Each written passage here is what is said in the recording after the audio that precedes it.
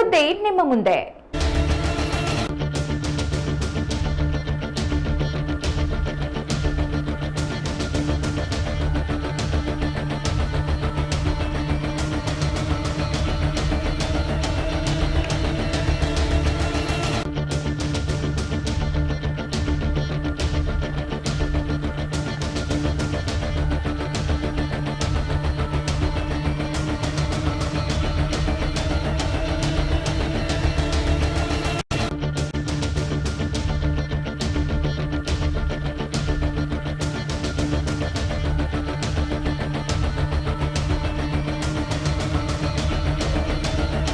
ನನ್ನ ಮಗನ ವಾಯ್ಸೇ ಅಲ್ಲ ಅಂತ ಆದ್ರೆ ಭದ್ರಾವತಿ ಶಾಸಕ ಬಿಕೆ ಸಂಗಮೇಶ್ ಹೇಳೋದಾದ್ರೆ ಧರ್ಮಸ್ಥಳಕ್ಕೆ ಬನ್ನಿ ಅಂತ ಮಾಜಿ ಶಾಸಕ ಕೆಬಿ ಪ್ರಸನ್ನಕುಮಾರ್ ಸವಾಲನ್ನ ಹಾಕಿದ್ದಾರೆ. ಭದ್ರಾವತಿಯ ಪ್ರತಿಭಟನೆಯಲ್ಲಿ ಪಾಲ್ಗೊಂಡು ಮಾತನಾಡಿದ ಅವರು ಆಣೆ ಪ್ರಮಾಣ ಮಾಡುವಂತೆ ಆಹ್ವಾನ ಮಾಡಿದ್ದಾರೆ. ಶಾರದಾ ಪೂರ್ಯನಾಯ್ಕರವರೇ ಮತ್ತು ಭದ್ರಾವತಿಯ ಜನಪ್ರೀತಿಯನ್ನ ಗಳಿಸಿರ್ತಕ್ಕಂಥ ನಮ್ಮ ಶಾರದಮ್ಮನವರೇ, ವೇದಿಕೆ ಮೇಲೆ ಇರುವ ಎಲ್ಲ ಗಣ್ಯರುಗಳೇ, ಭದ್ರಾವತಿ ತಾಲೂಕಿನ ಬಂದಿರತಕ್ಕಂಥ ಆತ್ಮೀಯ ಕಾರ್ಯಕರ್ತರೇ, ತಾಯಂದಿರೇ, ಅವರಿಗೆ ಧ್ವನಿಯಾಗಿ ಇವತ್ತು ಶಾರದಮ್ಮನವರ ನೇತೃತ್ವದಲ್ಲಿ ಜೆಡಿಎಸ್ ಪಕ್ಷ ಮಾತನಾಡ್ತಾ ಇದೆ. ಜನತೆಯ ಮನಸ್ಸಿನಲ್ಲಿರೋದನ್ನ ಧ್ವನಿಯಾಗಿ ಮಾತನಾಡ್ತಾ ಇದೆ. ಏನು MLA ಸಂಗಮೇಶ್ರವರು ಭದ್ರಾವತಿಯನ್ನ ರಿಪಬ್ಲಿಕ್ ಭದ್ರಾವತಿಯನ್ನಾಗಿ ಪರಿವರ್ತನೆಗೊಳಿಸಿದ್ದಾರೆ, ಅದನ್ನು ನಾವು ಖಂಡಿಸ್ತಾ ಇದ್ದೀವಿ. ಯಾವ ಭದ್ರಾವತಿಯ ನಾಗರಿಕ ಬಂಧುಗಳು ಅದನ್ನು ಒಪ್ತಾ ಇಲ್ಲ.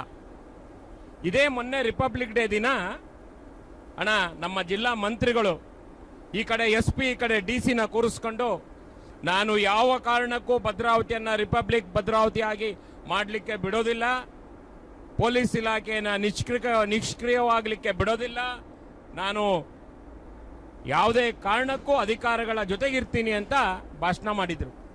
ಯಾರು ಮಾತಾಡಿದ್ದು? ಮಧು ಬಂಗಾರಪ್ಪನವರು. ಯಾವಾಗ? ರಿಪಬ್ಲಿಕ್ ಡೇ ದಿನ ಮಾಧ್ಯಮದ ಮುಂದೆ.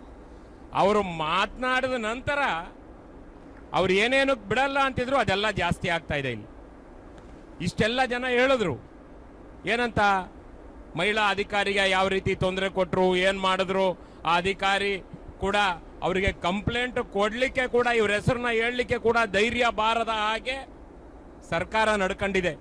MLA ನಡ್ಕೊಂಡಿದೆ ಅಂತಂದ್ರೆ ಅದು ಸರ್ಕಾರ ನಡ್ಕೊಂಡಿದೆ.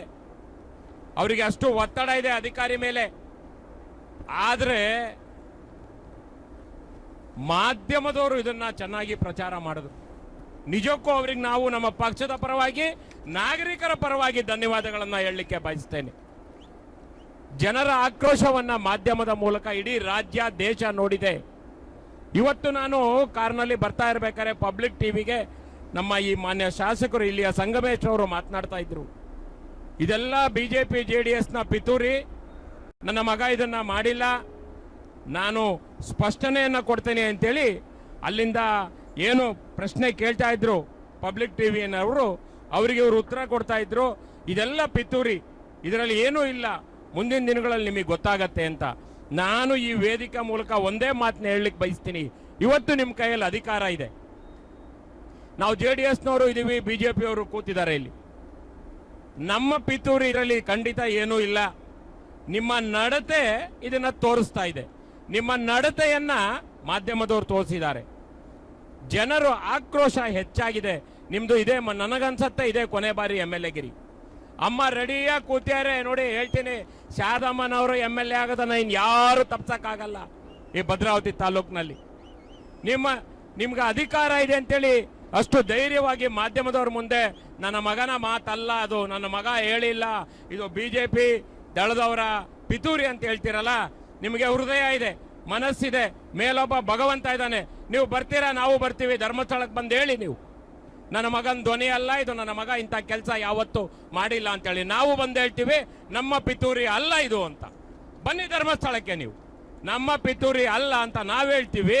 ನೀವು ಬಂದು ಇದು ನನ್ನ ಮಗಂದಲ್ಲ, ಇದು ನಾವು ಯಾವುದೇ ಅವ್ಯವಹಾರಕ್ಕೂ ಇಲ್ಲಿ ಮಾಡೋದಿಲ್ಲ, ತಯಾರಿಲ್ಲ, ನಾವೇನಿದ್ರು ಜನರ ಉದ್ಧಾರಕ್ಕೆ ಬಂದಿರೋದು ಅಂತ ಬಂದು ಹೇಳಿ ಅಲ್ಲಿ ದೇವ್ರ ಮುಂದೆ ನೋಡೋಣ.